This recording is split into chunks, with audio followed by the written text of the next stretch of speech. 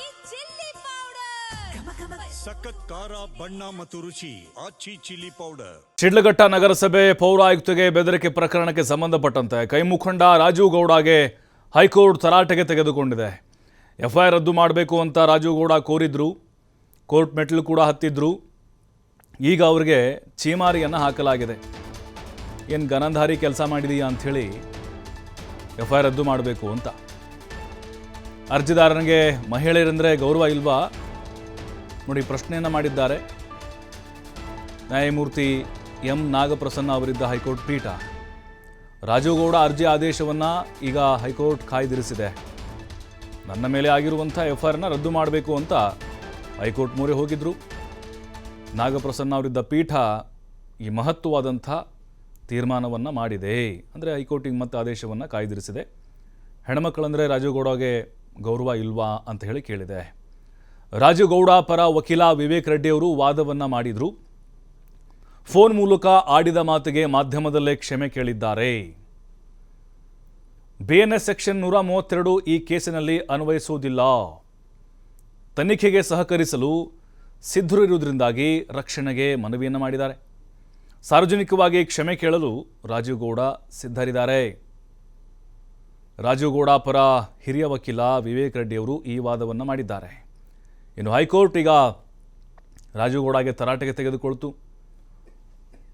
ಅರ್ಜಿದಾರನಿಗೆ ಮಹಿಳೆಯರೆಂದರೆ ಗೌರವ ಇಲ್ವಾ ಅಂಥೇಳಿ ವಿವೇಕ್ ರೆಡ್ಡಿ ಅವರು ಕೂಡ ರಾಜೀವ್ ಗೌಡ ಅವರು ಆಲ್ರೆಡಿ ಮಾಧ್ಯಮಗಳಲ್ಲಿ ಕ್ಷಮೆ ಕೇಳಿದ್ದಾರಲ್ವ, ಜೊತೆಗೆ ಸಾರ್ವಜನಿಕವಾಗಿಯೂ ಕೂಡ ಬೇಷರತ್ತಾಗಿ ಕ್ಷಮೆಯನ್ನು ಕೇಳಲಿಕ್ಕೆ ಸಿದ್ಧರಾಗಿದ್ದಾರೆ ಅಂತ ವಾದವನ್ನು ಮಾಡಿದರು ವಿವೇಕ್ ರೆಡ್ಡಿ ಅವರು. ಇನ್ನು ಇಲ್ಲಿ ಅರ್ಜಿದಾರರು ಇಂತಹ ಮಾತನ್ನೆಲ್ಲ ಹೇಗೆ ಆಡೋಕ್ಕೆ ಸಾಧ್ಯ ಅಂಥೇಳಿ ಅಲ್ಲಿ ಕೋರ್ಟ್ ಕೂಡ ಕೇಳಿದೆ. ಒಮ್ಮೆ ಮಾತನಾಡಿದರೆ ವಾಪಸ್ ಪಡೆಯೋಕೆ ಆಗೋದಿಲ್ಲ. ಮುತ್ತು ಆಡಿದರೆ ಹೋಯಿತು, ಮುತ್ತು ಹೊಡೆದ್ರೆ ಹೋಯಿತು ಅಂತ. ನಿಯಂತ್ರಣವಿಲ್ಲದ ನಾಲಿಗೆಯೇ ಎಲ್ಲವನ್ನೂ ಕೂಡ ಹಾಡು ಮಾಡಬಲ್ಲದು. ಎಲ್ಲವೂ ಕೂಡ ನಾಲಿಗೆ ಕಾರಣ ಆಗಿರುತ್ತೆ. ನಾವು ಏನು ಮಾತಾಡ್ತೀವಿ, ಏನು ಬಿಡ್ತೀವಿ ಅಂತ. ಕ್ಷಮೆ ಕೇಳಿದರೂ ಒಡೆದಿರುವುದು ಒಂದಾಗುವುದಿಲ್ಲ. ನೋಡಿ ಹೈಕೋರ್ಟ್ ಎಂಥ ಅದ್ಭುತ ಮಾತನ್ನು ಹೇಳಿದೆ ಇಲ್ಲಿ. ಅಂದರೆ ನ್ಯಾಯಾಧೀಶರು ಮತ್ತೆ ಜೋಡಿಸ್ಲಿಕ್ಕಾಗತ್ತಾ ಒಡೆದು ಹೋದ ಮನಸ್ಸನ್ನು ಅಂಥೇಳಿ. ಅರ್ಜಿದಾರರ ವಿರುದ್ಧ ಬಿಎನ್ಎಸ್ ಸೆಕ್ಷನ್ 74 ಹಾಗೆ 79 ಯಾಕೆ ಹಾಕಿಲ್ಲ ಅಂತ ಕೇಳಲಾಗಿದೆ. ಇನ್ನು ರಾಜೀವ್ ಗೌಡ ಅವರ ಅರ್ಜಿ ಆದೇಶವನ್ನು ಹೈಕೋರ್ಟ್ ಈಗ ಕಾಯ್ದಿರಿಸಿದೆ. ಮತ್ತಷ್ಟು ಮಾಹಿತಿ ನಮ್ಮ ಪ್ರತಿನಿಧಿ ಸಂತೋಷ್ ನೀಡ್ತಾರೆ. ಸಂತೋಷ್, ಈಗ ರಾಜೀವ್ ಗೌಡಗೆ ಹೈಕೋರ್ಟ್ ಚೀಮಾರಿ ಹಾಕಿದ್ದನ್ನು ನೋಡ್ತಾ ಇದ್ದೀವಿ. ಯಾವೆಲ್ಲ ಅಂಶಗಳನ್ನು ಇಲ್ಲಿ ಉಲ್ಲೇಖ ಮಾಡಿದೆ? ಬಹುತೇಕವಾಗಿ ಡೌಟ್ ಅಂತ ಅನಿಸುತ್ತಾ ಇವೆಲ್ಲ ನೋಡ್ತಾ ಇದ್ರೆ ಎಫ್ಐಆರ್ ರದ್ದಾಗೋದು ಅವ್ರ ಮೇಲಿಂದು?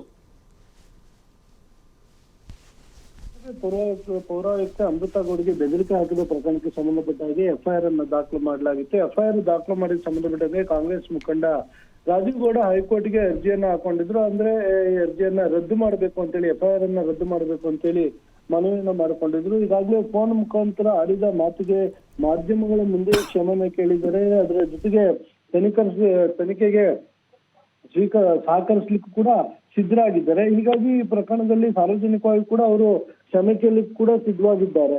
ಹಾಗಾಗಿ ಇವರಿಗೆ ಅರ್ಜಿದಾರರಿಗೆ ಜಾಮೀನನ್ನು ಕೊಡಬೇಕು, ಈ ಎಫ್ಐಆರ್ ಅನ್ನ ರದ್ದು ಮಾಡಬೇಕು ಅಂತ ಹೇಳಿ ಮನವಿಯನ್ನ ಮಾಡಿಕೊಂಡು ಆಗ ಹೈಕೋರ್ಟ್ ಅವ್ರಿಗೆ ಈಗಾಗಲೇ ತರಾಟೆಗೆ ತೆಗೆದುಕೊಂಡಿರುವಂತದ್ದು. ಎಫ್ಐಆರ್ ದಾಖಲು ಮಾಡುವಂತ ಸಂದರ್ಭದಲ್ಲಿ ಬಿಎನ್ಎಸ್ ಸೆಕ್ಷನ್ 74/799 ಅಡಿಯಲ್ಲಿ ಯಾಕೆ ನೀವು ಪ್ರಕರಣವನ್ನು ದಾಖಲು ಮಾಡಿಲ್ಲ ಅಂತ ಹೇಳಿ ಈಗಾಗಲೇ ಅದಕ್ಕೂ ಕೂಡ ಕೇಳಿರುವಂತದ್ದು. ಅಷ್ಟೇ ಅಲ್ಲದೆ ಏನು ಈ ಬಾಯಿಗೆ ಬಂದಾಗ ನೀವು ಫೋನ್ ನಲ್ಲಿ ಮಾತನಾಡುವಂಥದ್ದು, ಒಬ್ರಿಗೆ ಹರ್ಟ್ ಆಗುವಂತೆಗೆ ಒಬ್ರು ರಾಜಕೀಯ ಮುಖಂಡರಾಗಿ ಈ ರೀತಿ ಎಲ್ಲ ಮಾತಾಡಿದ್ಮೇಲೆ ಆ ಮಾತನ್ನ ಒಂದ್ಸಲ ವಾಪಸ್ ತೆಗೆದುಕೊಳ್ಳಿಕ್ಕೆ ಆಯ್ತಾ. ಈಗಾಗಲೇ ಏನು ನಾವು ಮಾತು ಆಡಿದ್ರೆ ಹೋಯ್ತು ಮತ್ತು ಹೊಡೆದ್ರೆ ಹೋಯ್ತು ಅನ್ನೋ ರೀತಿಯಲ್ಲಿ ನೀವು ಬಾಯಿಗೆ ಬಂದಾಗ ಮಾತಾಡಿದ್ರೆ ನಿಯಂತ್ರಣವಿಲ್ಲದ ನಾಳೆಗೆ ಎಲ್ಲವನ್ನು ಹಾಳು ಮಾಡಬಲ್ಲದನ್ನು ನೀವು ಬಂದು ಕ್ಷಮೆ ಕೇಳಿದ್ರೆ ಒಡೆದೋಗಿರುವಂತ ಮನಸ್ಸು ಒಂದಾಗುತ್ತಾ ಅಂತ ಹೇಳಿ ಹೈಕೋರ್ಟ್ ತರಾಟೆಗೆ ತೆಗೆದುಕೊಂಡಿರುವಂತದ್ದು. ಅದರ ಜೊತೆಗೆ ಈ ಅರ್ಜಿಯನ್ನ ಏನು ಎಫ್ಐಆರ್ ಅನ್ನ ರದ್ದು ಮಾಡ್ಬೇಕಂತೇಳಿ ಮನವಿಯನ್ನ ಏನ್ ಮಾಡ್ಕೊಂಡಿದ್ದಾರೆ. ಸೊ ಅದನ್ನ ಪೆಂಡಿಂಗ್ ನಲ್ಲಿ ಇಟ್ಟಿರುವಂತದ್ದು. ಅಂದ್ರೆ ಅರ್ಜಿಯ ಆದೇಶಕ್ಕೆ ಸಂಬಂಧಪಟ್ಟ ಹಾಗೆ ಅದನ್ನ ಕಾಯ್ದಿರಿಸಿರುವಂತದ್ದು. ಸೊ ರಾಜೀವ್ ಗೌಡ ಅವರು ಹಾಕಿರುವಂತ ಅರ್ಜಿಗೆ ಸಂಬಂಧಪಟ್ಟ ಹಾಗೆ ಅರ್ಜಿಯನ್ನ ಪುರಸ್ಕರಿಸುತ್ತಾ ಇಲ್ಲ ತಿರಸ್ಕರಿಸ್ತಾ ಅನ್ನೋದನ್ನ ಕಾಯ್ದು ನೋಡ್ಬೇಕಾಗತ್ತೆ. ಪ್ರಭು, ಥ್ಯಾಂಕ್ ಯು ಸಂತೋಷ್ ಮಾಹಿತಿಗಾಗಿ.